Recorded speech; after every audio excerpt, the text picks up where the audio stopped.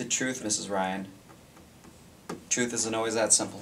Well, I just meant, do you need to believe a person is innocent in order to take his case? A lot of my clients haven't been innocent of anything you could lay on them since they were 5 years old. They still deserve a good defense, right?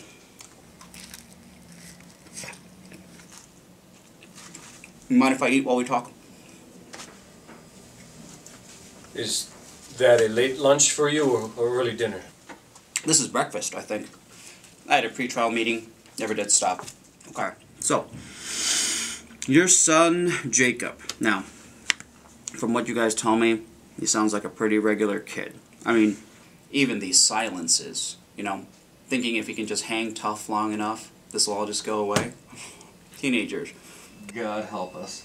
But I want to ask you guys a question, and please take this as a neutral question. I don't want you to think it's an accusation of any kind, but anger. Does your son have a hard time expressing his anger? Does he tend to keep it all bottled up? Does he just blow up from time to time? You see, I'm asking because if there's any history there, I mean even just a whiff, I need to hear it from you and not some prosecutor. There's no history. Jacob's, he's a very kind person. Caring, decent. You'd like him. Sure, but what you need to understand, Mr. and Mrs. Ryan, is... I'm sorry, is it Mr. and Doctor? It's Ben and Carolyn.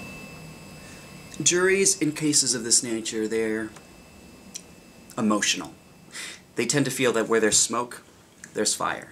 Now, I could get up there and argue that Jacob is the most perfect kid in the world. That's one strategy. But what they'll be thinking, what they'll see in their mind's eye, and never forget, is this. You can't do this. You cannot just sit there and eat a sandwich and display such... No, how do you expect us to survive this? Dr. Ryan, I am not being unsympathetic. Do not infer that. This has nothing to do with sympathy. I thought you'd said you'd seen this corpse before. It's not just any corpse. This is a girl that I knew, that I once treated.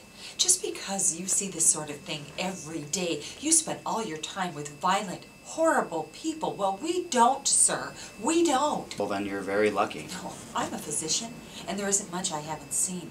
But this is my son you're talking about. Dr. Ryan, it's always somebody's son, or whatever. Don't you patronize me, sir. Hey, let's calm down, all of us. You know? This isn't getting us anywhere.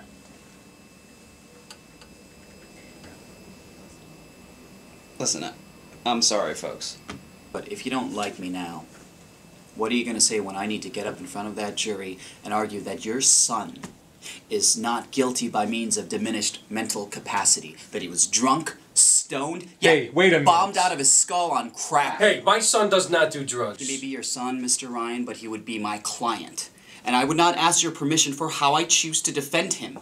I'm going to have to do whatever it takes, and if you don't like my style, wait till you hear the prosecution.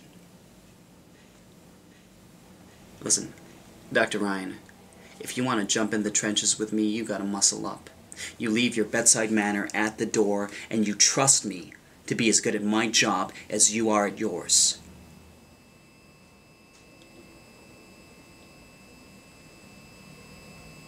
Will you do it, sir? Will you take the case?